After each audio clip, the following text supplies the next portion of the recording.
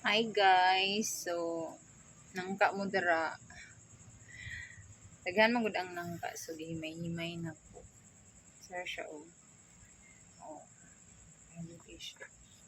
Kani po nga nangka is sinatag ra ni siya ha. Pero grateful kahit sige ka buok ang gihatag no. So thank you kaayo. Thank you kaayo auntie. Bitaw gunan yo kung bata aning nangka. Kabalo pa mo na sa una nainangka akong lola. Tapos, kaning bata lagi kanunyo, siro kay ka, say makita ni mo, kaon jud ka. Nya, gutom na kami ato guys. Gutom na jud kayo. Ang nangka pa gyud sa una, kay naa sa gilid sa sapa, or gilid sa kana ganing mga gilid-gilid gani, di ba mostly ang mga nangka, itanom jud na sa mga lindero-lindero. So, kaning excited na kayo mi, nay nangka, so naay hinog, so basta taga bukid baya kanu nangka na dira, hinog na dira, dili jud matuntunan sa tag-iya. Nagdali-dali mi guys, dali-dali yun mi. Kay dali mi, ando na kita mi og hinog, himot-humot naman. Nya ang uban ato nga part is daot. Sumotong gibuhat sa kong magulang, gitagod-tagod niya, nagipilian ra og nangka nga hinog kanang makaon ba.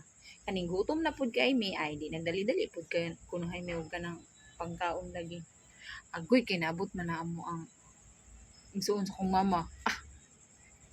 Doon ba anay namig panagan guys, so doon nami dito sa lubot na nagan. Pero busog nami. Wala lang history na mo pero di ba to maingon og kawat guys ha kay na nangka mo to sa kong lola kanang murag nilibang lang ba. Kanang wala gyud siya ingon gian. Unang mo dyan ang history sa nangka guys no. Pero karon grateful kayo mi guys kay among silingan ay dili jud ka mahadlok na kanang buan kay sila jud mismo ang muhatag ni ba mo na ilahang nangka guys kay kanang blessing kaayo daghan kay bunga ilang nangka ni magdungan pag gyud siya kahinog asay sa magdungag kahinog limang ka karon nga adlaw tulo ka buok ang nangahinog di ba? So, kung ba na may taga-siid no, ay cool, hinog na.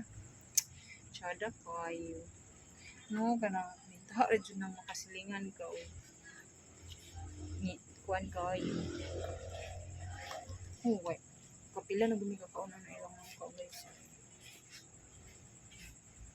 Baga na dyan gumigakaon. Nice kayo. Saka, naglibog na ikaon saon siya.